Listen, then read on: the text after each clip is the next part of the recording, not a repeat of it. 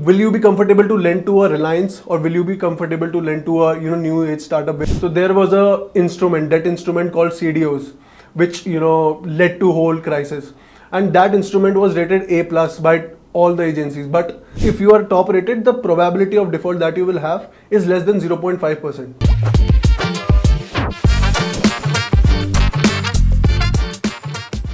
Hello everyone, welcome to another episode of Cut the Noise. And today we are going to talk about rating agencies, how do they rate different companies, different bonds, and how an investor can make a decision on investments based on these ratings. So today we have Shivanshu, who is a CFA charter holder and who is going to help us out of this and will help in cutting the noise. Thank you so much for having me. Is there any merit in looking at credit rating? How are companies who provide credit rating come to that rating? Something that an investor should religiously follow.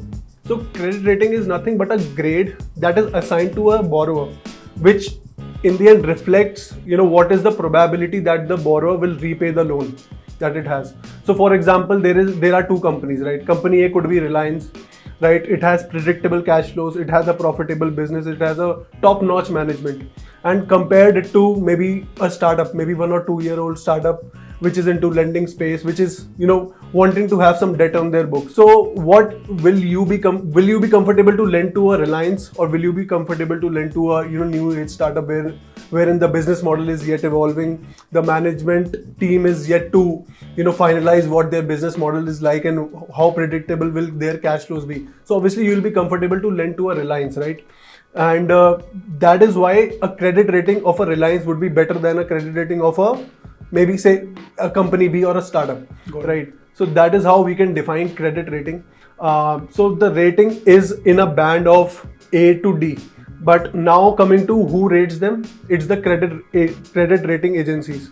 And obviously by definition, these are the agencies which undertake all the due diligence processes, financial due diligence, and various quantitative and qualitative measures are taken into consideration, which we will also be discussing today. And after that, they come to assign a certain rating after assessing what is the probability of default that a particular borrower has.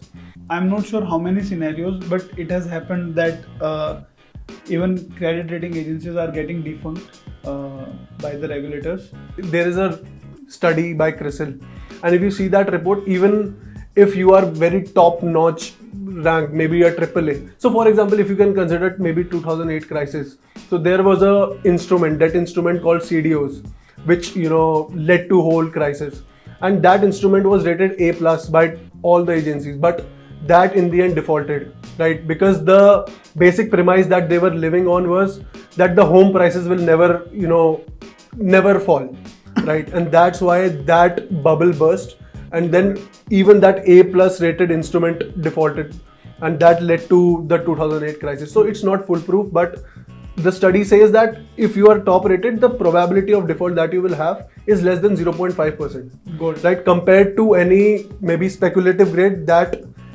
increased to 5 to 10%. That is a maybe 10x jump. You are saying it gives a direction to the investors, on how risky this company is.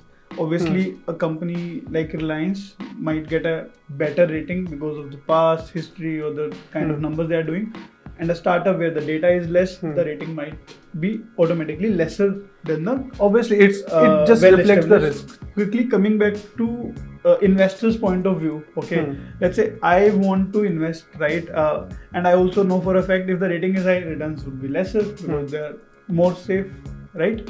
Where do I find a balance when I am investing?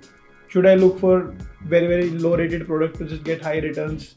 Should I go for a medium one? How should I think about it? So there is a ratio we talk about in CFA. It's a Sharpe ratio, right? What return you are getting for every unit of risk, right? So you would want to maximize it, right? Firstly, someone maybe age 60 would be more interested in a bond, say 5-star, because the returns are predictable, and hence you are mentioning that Sharpe ratio sounds really interesting. I would want to know more about it and how to calculate it. Let's say I am comfortable with triple B rating, and then I have to just see, okay, what is the instrument that is giving me the highest return. Correct. Because practically I'm ensuring that risk is constant, and then now I'm measuring the returns. Correct. Which are fixed yeah, in nature. could be said in some way. Yeah. So thank you, Shivanshu. Thank you, Ashish. So to our viewers, hope this session cleared your doubts around rating agencies, how to invest based on the ratings. So if you still have any doubts, please feel free to share your doubts in the comment section, and our team will surely get back to you, and we were able to cut the noise around the ratings. Till then, get a grip on your money, go beyond.